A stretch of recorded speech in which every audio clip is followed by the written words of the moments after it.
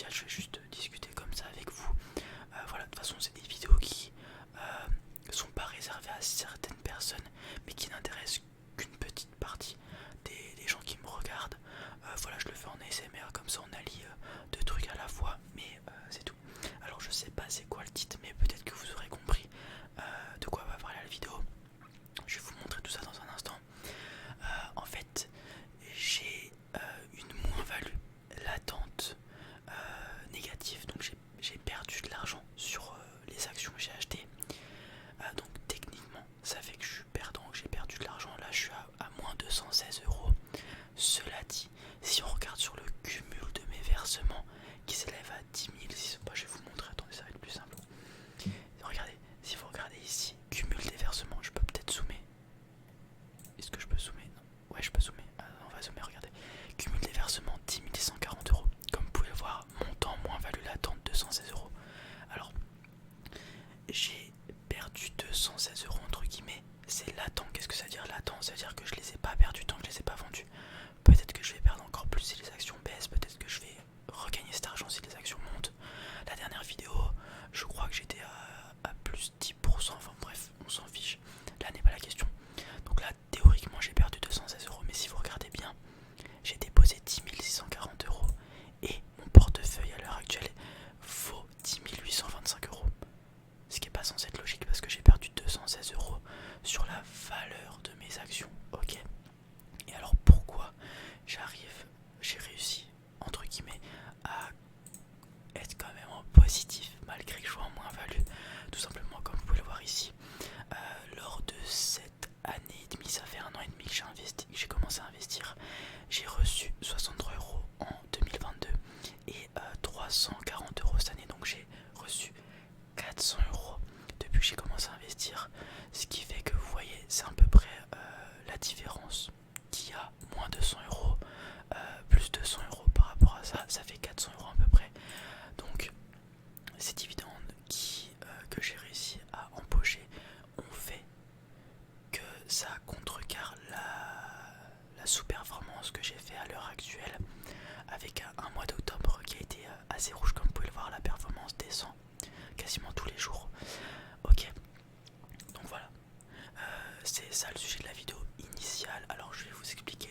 Déjà, il y a souvent, j'ai vu aussi un commentaire d'une personne qui dit tu devrais pas prendre des actions en dividendes, c'est moins performant que d'autres actions ou des ETF, etc. Je vais répondre en deux points. Déjà, premier point, si c'était des ETF, mes ETF auraient été, si j'avais pas de dividendes, tu pourrais voir que je suis dans le rouge à l'heure actuelle. Deuxième point, tu as raison, les dividendes n'enrichissent pas sur le court terme.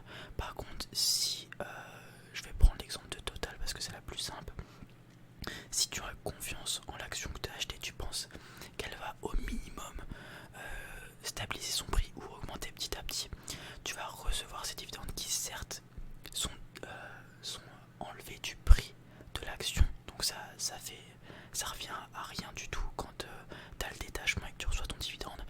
Mais si ton action augmente chaque année petit à petit et qu'en plus de ça tu reçois des dividendes, ça te permet d'avoir de la liquidité supplémentaire qui te permet de réinvestir cet argent et le cercle vertueux, etc. etc. Ok, c'est les intérêts composés, vous connaissez. Bien sûr, ça ne fonctionne pas si vous retirez les dividendes que vous gagnez. Sinon, ça fait match nul si vous les réinvestissez pas. Mais moi, mon objectif, c'est de réinvestir mes dividendes à chaque fois que je vais les percevoir. Et au fil du temps, excusez-moi si vous entendez des bruits dehors, au fil du temps, dans 10, 20, 30 ans, je sais pas dans combien d'années, je commencerai à retirer mes dividendes parce que l'argent que j'aurai accumulé pendant ces nombreuses années sera suffisant pour s'auto-générer, s'auto-alimenter, et à côté je pourrai ressortir une part de ces dividendes pour permettre de vivre plus confortablement, plus aisément. Voilà, c'est tout simple, ok. Donc là j'ai expliqué les dividendes, tout ça. Alors peut-être ma stratégie n'est pas la bonne, peut-être qu'il y a des actions ou des ETF qui seront plus performants et qui seront mieux à l'avenir, ou des choses comme ça, mais c'est ma stratégie. Voilà, c'est comme ça que je l'envisage, c'est celle que je trouve la plus simple et celle que je préfère, parce que voilà, des fois recevoir une petite notification Sanofi vous a versé un dividende de X euros le matin, ça te met de bonne humeur, etc. Alors que certes tu peux voir des actions monter et tout, mais faut prendre des plus-values déjà, il faut faire les bons choix. Moi pour l'instant j'ai jamais vendu d'actions encore pour le moment. Peut-être que je m'y attellerai plus tard parce que je sais que je pense j'ai trop d'actions par rapport à mes objectifs. Donc je vais peut-être réduire le nombre d'actions dans mon portefeuille, peut-être faire des profits aussi, notamment sur Total, que j'ai un prix plutôt correct par rapport à celui auquel il est maintenant, à voir à l'avenir. Bon, c'est pas l'objectif. Et les dividendes, comme je vous l'ai dit, c'est la liquidité que tu reçois directement, que tu peux réinvestir. Ok. Je vais vous montrer vite fait mon portefeuille pour vous montrer mon portefeuille tout simplement. Qu'est-ce qui m'a rendu dans le rouge autant alors que j'avais une bonne performance entre guillemets il y a de ça 3-4 mois. C'est les actions de luxe que j'ai achetées malheureusement. Comme vous pouvez le voir, mon prix de revient sur Kering est médiocre par rapport au prix actuel et celui sur LVMH aussi. Alors LVMH, je vais vous expliquer pourquoi il est médiocre comme ça. La première fois que je l'ai acheté autour de 720 euros si je dis pas de bêtises, quelque chose comme ça. Et très rapidement c'est monté à 900 euros, ça a atteint son pic, son plus haut historique, etc. Et je me suis dit, ça va être compliqué de retoucher à 700 euros LVMH. Ce qui est faux, regardez où il en est actuellement, ok. Enfin, j'avais peur de rater des coches, etc. Fear of missing out ou des choses comme ça. Et je me suis dit, je pense que pour moi, avec les années qui vont venir, etc., vers 800 euros, c'est un bon prix d'achat pour LVMH. Ce qui fait que j'ai acheté une action à 820 après la dégringolade du plus historique, une action à 780 et j'en ai repris une à 760, un truc du genre. Bon bref, ce qui me fait un PRU de 785 comme vous pouvez le voir. Très grosse erreur comme vous pouvez le voir. LVMH redescend souvent entre guillemets. Voilà, il y a des prix bien plus intéressants qui peuvent être allés chercher. Malheureusement j'ai été impatient et je me suis fait avoir, tout comme Kering, je me suis fait avoir aussi.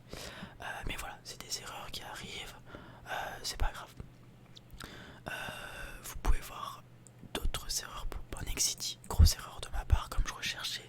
Ça c'est une des premières actions que j'ai achetées. Pourquoi comme je recherchais du dividende, Nexity avait un bon rendement, etc. Mais grosse erreur de ma part, elle avait des mauvais fondamentaux. De plus, c'est une action beaucoup liée, affiliée à l'immobilier qui est un peu dans le mal en ce moment. Donc voilà, j'ai perdu la moitié de la valeur de l'action comme vous pouvez le voir. Je la garde en espérant que ça remonte un jour. C'est peut-être un mauvais choix, peut-être qu'elle va descendre à zéro. Voilà, bon, c'est des choses qui arrivent. Mais comme vous pouvez le voir, j'ai Orange, c'est un peu le même principe. Orange et Nexity, deux actions à dividendes qui sont un peu instables, entre guillemets, qui n'ont pas de bel avenir, forcément, qui vont pas continuer à grimper de zinzin. Mais Orange, j'ai réussi à avoir un prix en dessous de 10 euros qui fait que, comme elle tourne souvent entre 10 et 11 euros, ça reste correct. En plus des dividendes reçus, je pense que j'ai reçu déjà quelques dizaines d'euros de dividendes d'Orange l'année dernière. Rémi Cointreau aussi, Luxe Boisson, il me semble que c'est de l'alcool tout ça, Rémi Cointreau. Pareil, j'ai fait un mauvais truc. Sanofi, il y a eu une baisse, j'en ai racheté à 85 euros, ça a augmenté mon PRU un petit peu, mais c'est pas grave. Je sais que Sanofi, c'est du médical, la santé, il y aura toujours un marché pour. La population se fait de plus en plus vieillissante et tout. Je vais probablement en racheter d'ailleurs si ça continue. Voilà, mon total, comme vous pouvez le voir, j'ai un PRU, j'essaye d'acheter autour de 50 euros au total. En ce moment, le prix du pétrole est assez haut. La semaine dernière, elle a fait non, cette semaine, elle a fait un plus haut historique. Ou la semaine dernière, je sais plus. Elle s'est un petit peu cassé la gueule suite à ça parce que souvent les actions suite à un plus haut historique, généralement ça redescend et tout. Bon bref, on va pas s'attarder sur ça. Je vous ai parlé de la vidéo. Ce qu'il y a à retenir, c'est que le plus important en bourse, c'est de se, comment dire, chercher des infos sur les actions qu'on va acheter, trouver des actions qui sont un bel avenir devant eux sur le long terme. Long terme, c'est pas 2 ans, c'est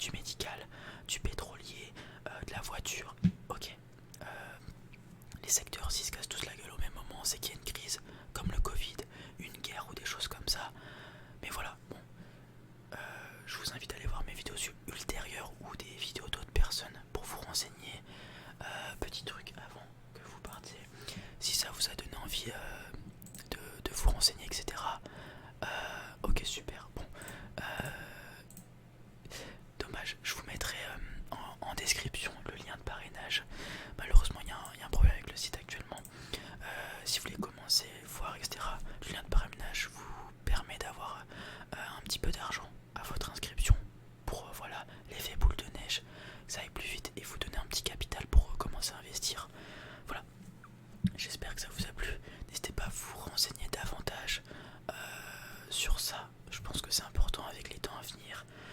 On a beaucoup parlé de l'inflation, etc. Ça peut vous permettre, la bourse ou d'autres choses, d'autres formes d'investissement, pardon, d'avoir des revenus complémentaires, pardon, et vous aider dans ces temps difficiles. Ça va pas aller en s'arrangeant